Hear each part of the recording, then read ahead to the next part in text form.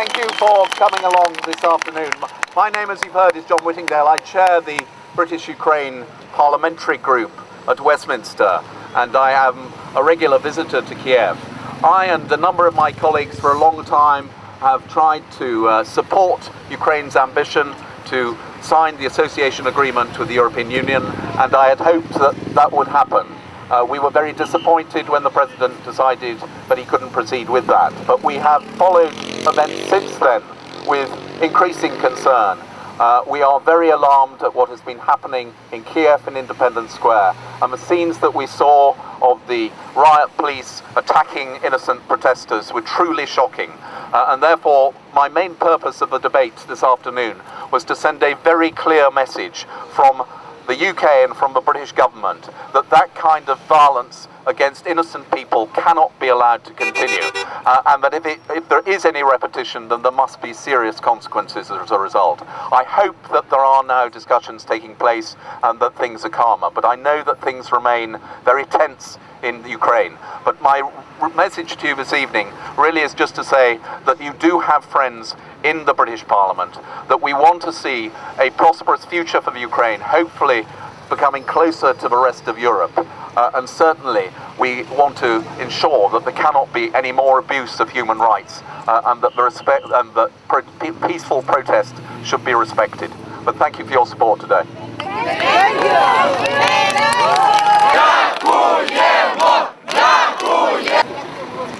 How can we get it to you?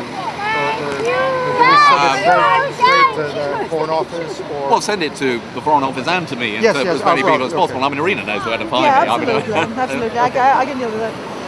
But you know, I mean, I have a group of MPs in Parliament who follow Ukrainian matters. I mean, a number of them spoke in the debate this afternoon. It was very impressive. So you know, you do have quite a lot of friends who are anxious about what is happening. So you know, the more people who get the message, the It's a better. bit like the old days. I remember in the early 70s, we used to have about 27, 28 would come around to London Gardens to our cultural centre, and for a cocktail party almost on a monthly basis.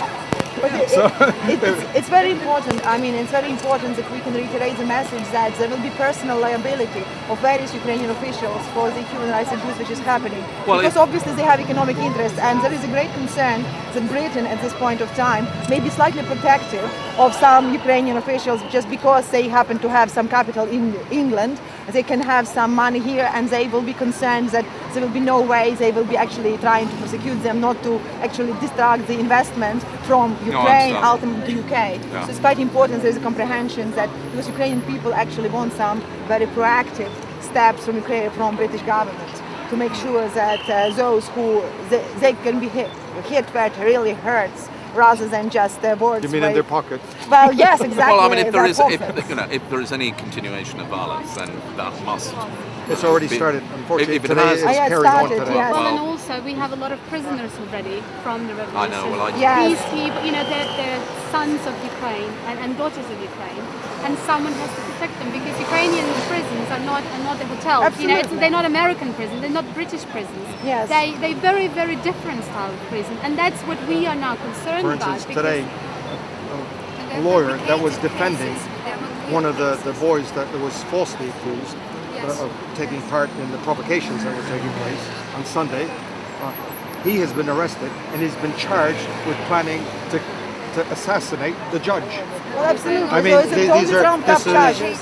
there's no legal system there as such anymore. Yes. It's the breakdown of law and order. It's total. I mean, it's a gangster state at the moment. Yes. At the moment as well, we have 12 people already in prison. Some of the lawyers are being pressed with charges as well. So the lawyers of those from Maidan, you know, from the Independence Square, are now being pressed with charges by Ukrainian government, you know.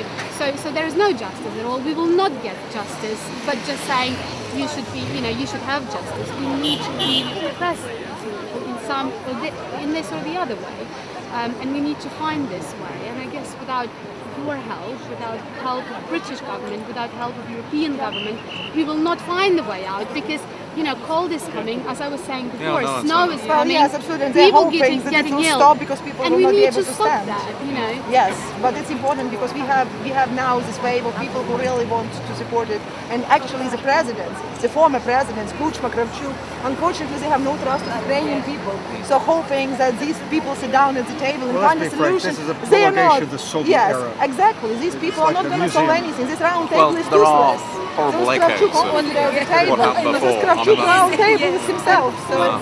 so it makes no point. So it's important not to expect former presidents who ruined the country to solve the problem. They're not going to solve the problem today. I think as long as the Ukrainian people know that there's backing, we can possibly prevent violence because we're on the brink of massive civil unrest. And Yes, that'll and we have don't want that to massive happen. repercussions Ukrainian for instability, Britain and Europe. yes, I it's mean, dangerous. it'll make Kosovo look like Oh no, I agree. I agree. No, I kindergarten. mean it is a very dangerous situation, and I mean it would We have need good repercussions. diplomacy. We need calm heads and basically in a coordinated action Absolutely. between the people Absolutely. and the governments and everything else. It has to be coordinated. And because understanding is serious. we It's can't not allow just mob going rule on. either because it'll It's be not very orange difficult to revolution anymore. hold on It's to. different.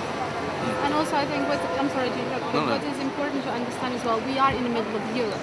And when Holodomor was happening in 1933, all Europe closed their eyes. We can't afford this to happen again. We are in the middle of Europe, and if Russia takes over Ukraine, and if that happens, then Europe has a border with this massive country that has their own agenda, and then Europe would need to face that agenda in this or the other way. Well, it is obviously a matter for Ukraine to determine things such as association agreements and relations with Russia.